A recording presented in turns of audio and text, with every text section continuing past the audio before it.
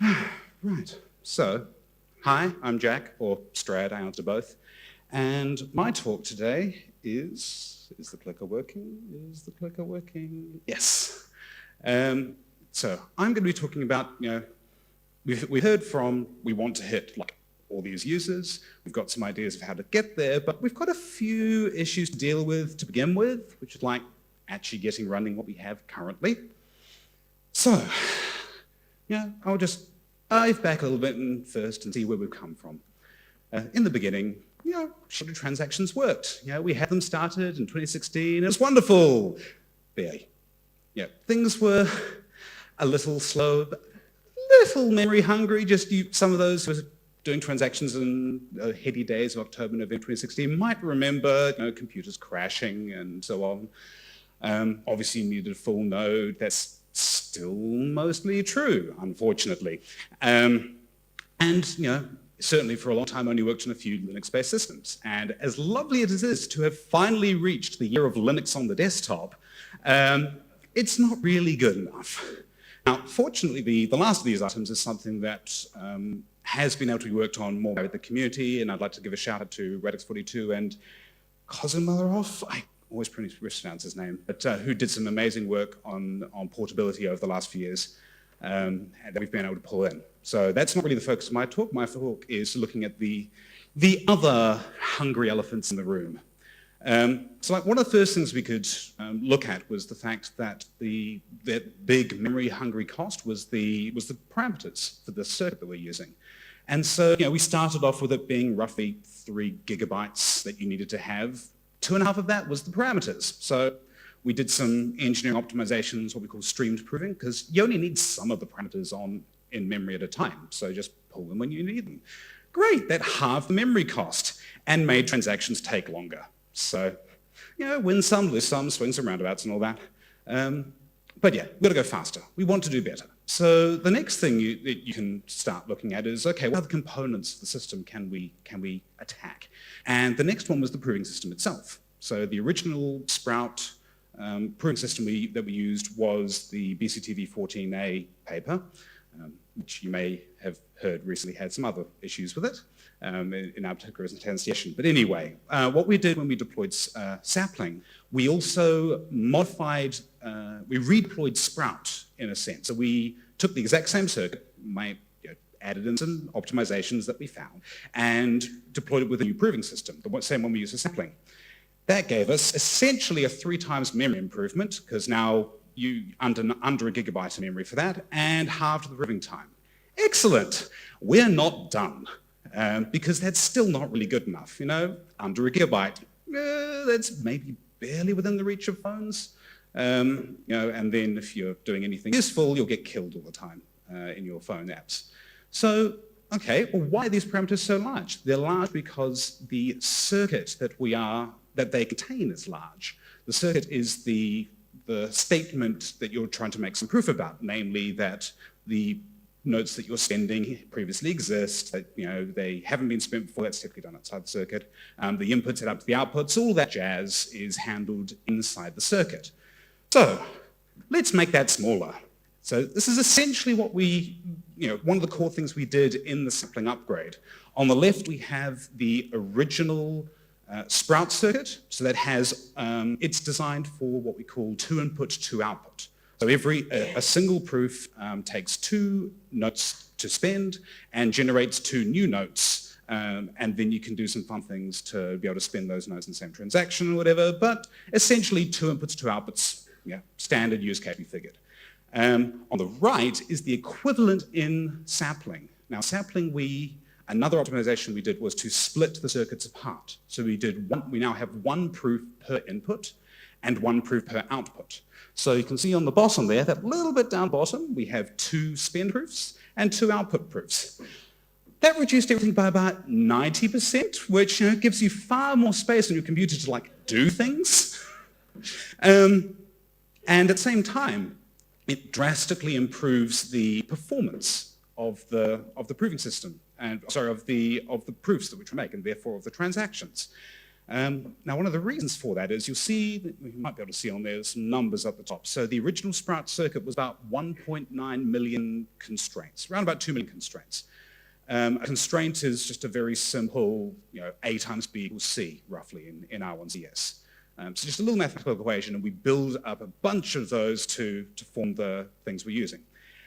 Sampling, I believe, okay, so what actually matters for this, the reason I'm bringing this up is that when it comes to the performance of your circuits, the performance depends on the way you build your prover. And for the particular prover, the way that we built it, for the science we're doing, you have to compute a bunch of what we call, what are called FFTs, fast Fourier transforms.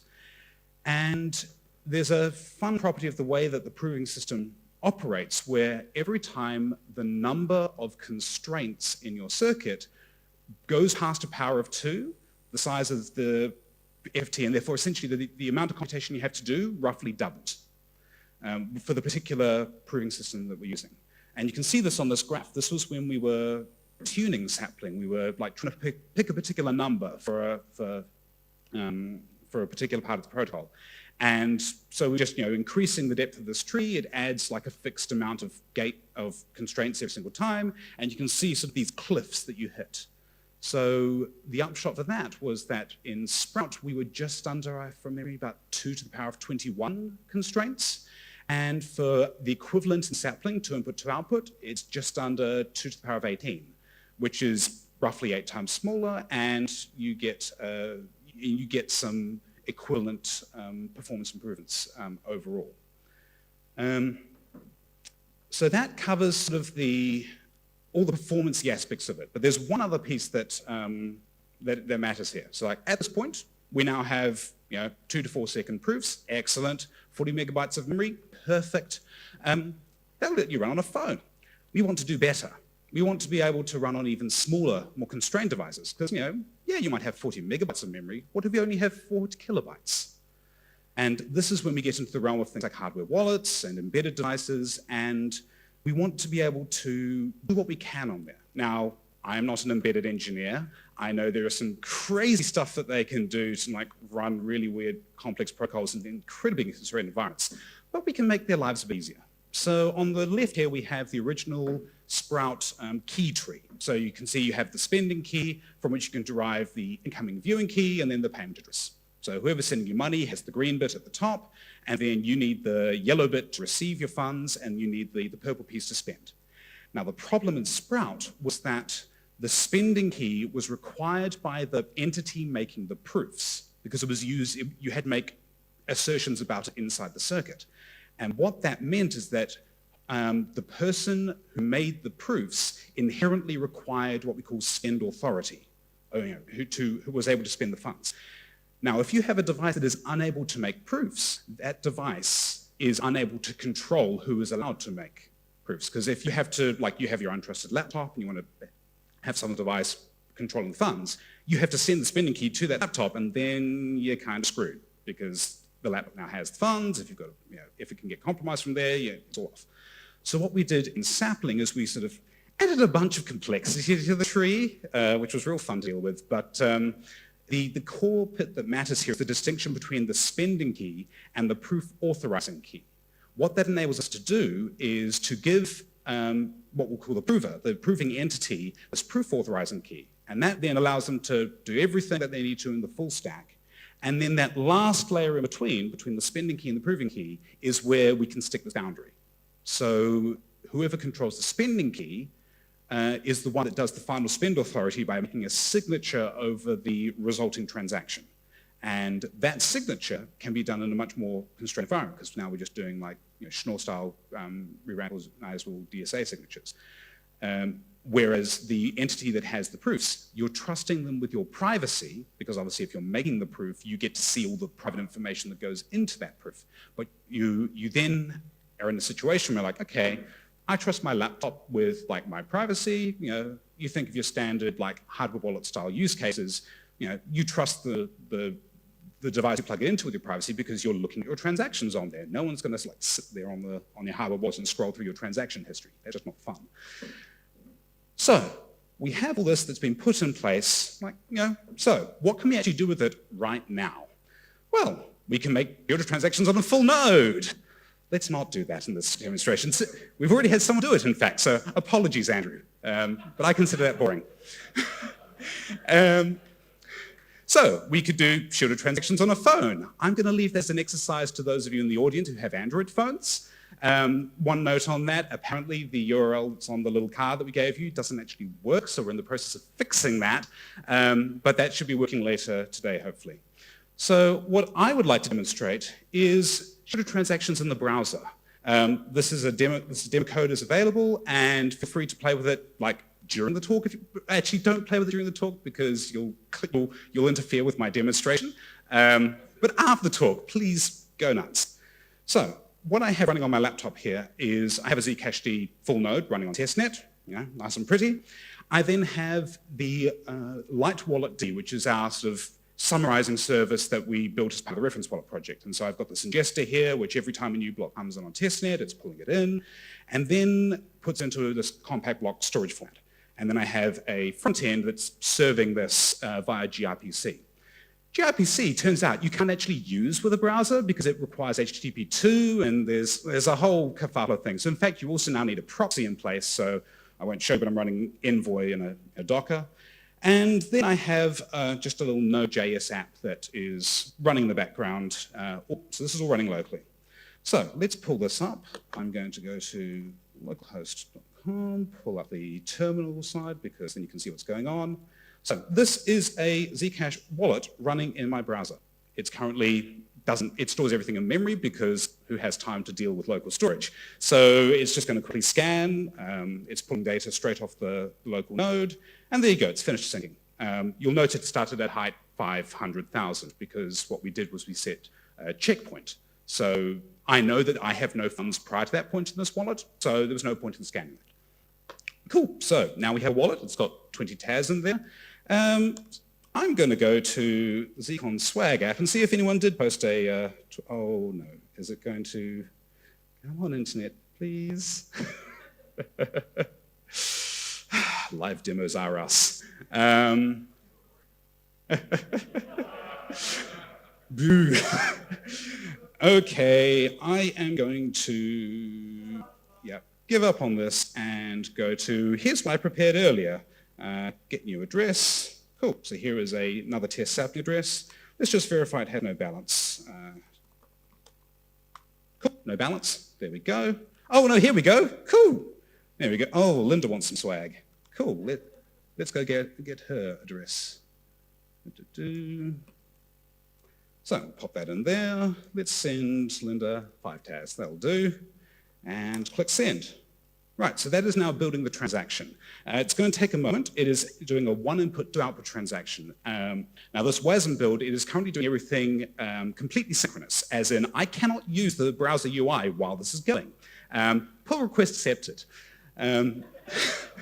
But what this is going to do is just make the transaction. It takes about a minute in WASM. An equivalent native transaction with Zcash on my laptop takes about 5 seconds. So, and it's a dual core with hyperthreading. So if you say roughly a factor of 4 improvement when we add parallelism to this, then it's currently about 3 times slower than the native to run this through WASM. And there's probably a bunch of optimizations that we could do. I need to click on this so you can see. There will be some optimizations that we can do, like gearing things out to be specifically designed for WASM. But like the nice thing about building this in Rust is that we can get things like this working with not too much overhead. And I'm going to continue here we go, excellent. So the transaction has been created. It has been sent to my local node. Unfortunately, the internet is not really working, so you don't get to see it on here. However, I can pull this across to here and go source, CLI, get raw transaction. Oop. Somewhere in there, oh, that's the whole thing. No, I want that one. Cool, there we go. So we can see we have 1 shielded spend, that's the note I spent, and we have 2 shielded outputs being the 5 TAS going to Linda and the change. So, cool, in the browser.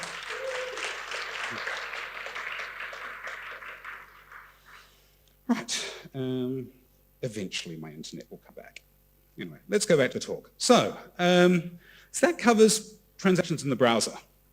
That's not the demo I originally wanted to do. What I was hoping to achieve was shielded transactions being created with a hardware wallet.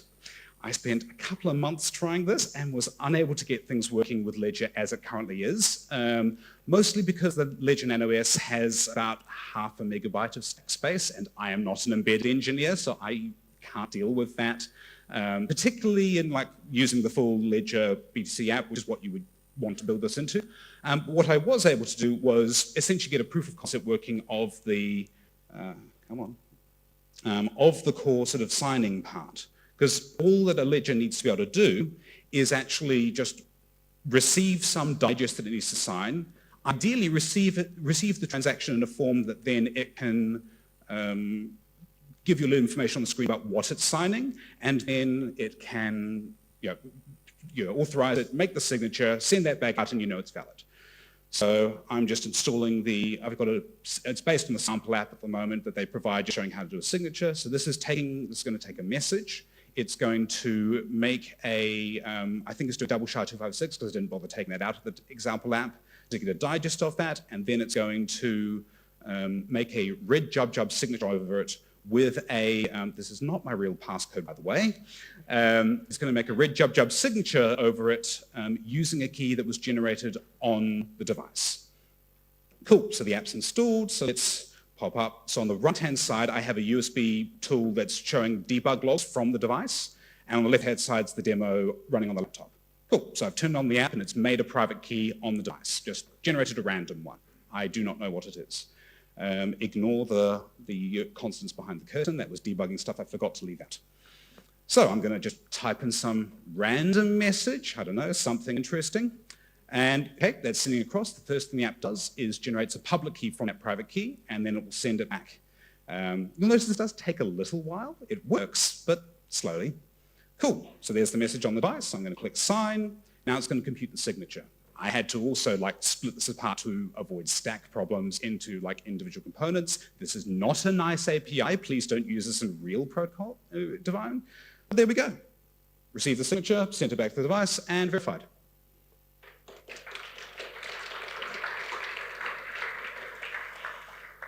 Cool, so most 1.8 of my demos worked. So with that in mind, where can we go from here? The primary motivation for this is ecosystem adoption. As we know, we have a bit of a problem with shielded transactions not being used, and the main reason that I see for that is just who do you use them with? And part of this is because there is a plethora of systems that people use to do all the transparent side of things, inherited from 10 years of working with Bitcoin. And they all have their own custom stacks. We built our stuff originally on C++.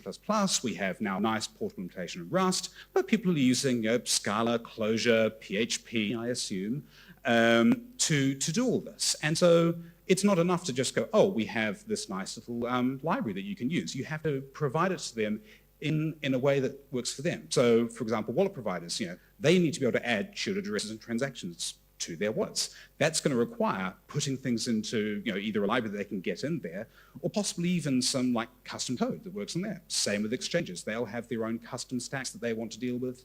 And yeah, so all of this requires buy-in from partners that otherwise don't necessarily have a good incentive to do so. If they have to expend a bunch of technical energy learning how our stuff works. So we want to make it easy and attractive to do so. One of the things that we started with along these lines is the Android SDK that has come out of the Reference Wallet project, which there are some good, I don't know if there's a talk about it, but there are definitely some workshops that you should attend to learn about this. We want to continue doing that for iOS and JavaScript and some nice embedded ones and so on. And yeah, the upshot here, we have the know-how on the Zcash side, how to all do this. What we don't have, like I said, I'm not an embedded engineer. I'm also not an iOS engineer. What we need here are people, particularly I would love to talk with some community members who are interested in doing this kind of library development, because I would love to get some mindshare going to get some tailored platforms that work for the consumers of these libraries in a way that they understand that they don't need to care about the particular details of the sapling key structures. Extra credit for this if anyone's particularly interested in doing like efficient implementations of our curve stuff in different languages. That would also be lovely to see, both the compatibility and just like redundancy. So yeah, that's kind of the motivation for my talk, is that I want to enable developers to do their own things so that we don't have to, and force multiply the industry. So yeah, I've got 2 minutes for Q&A.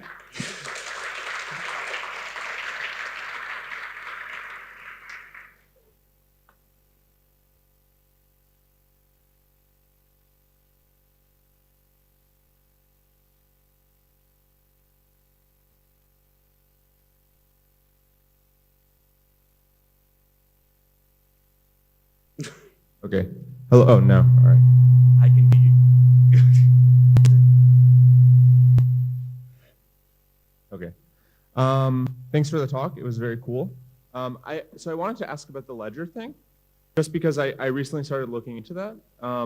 So I guess, right, your curve is not implemented in their firmware, but do they give you sufficient APIs that you can like do the arithmetic in the field that you need to do, or is there some kind of key that?